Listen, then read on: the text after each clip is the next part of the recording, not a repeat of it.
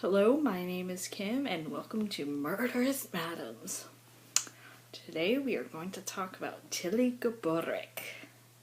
Tillie Gburek was a Polish-American serial killer starting in 1914. She was born in Poland in 1876 and came to Chicago as an infant and lived in an area called Little Poland. Even though Tillie lived in America her entire life, she spoke little English. She met and married her first husband, John, in 1885. They were married for 26 years. Ooh. They had one child named Joseph.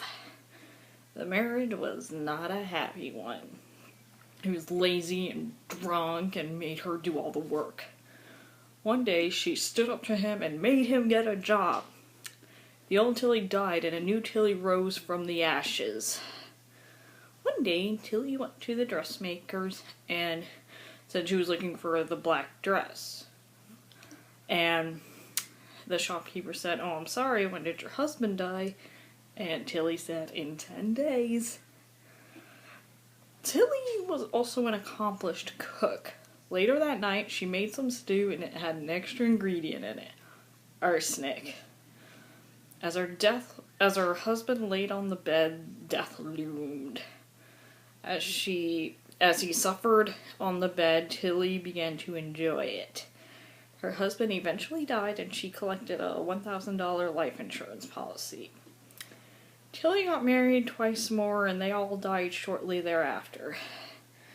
Then she married Joe, her fourth and final husband.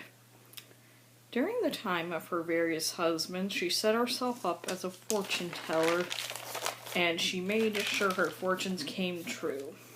All her fortunes were about death.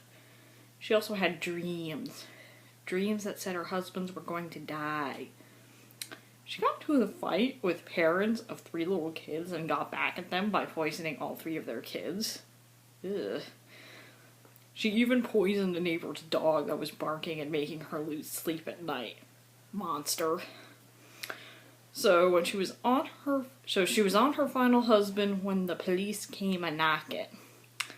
Joe's brother didn't trust Tillie and asked around the neighborhood and found that Tillie had buried several other husbands.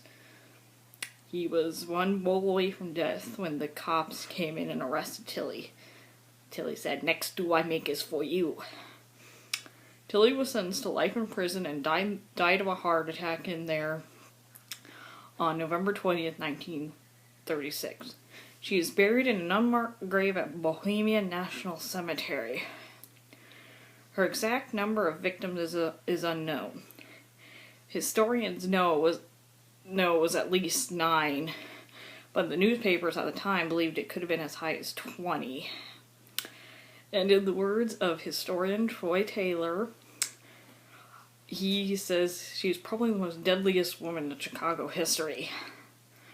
Also, one of her houses was 924 Winchester, and another one was 1453 Tillie.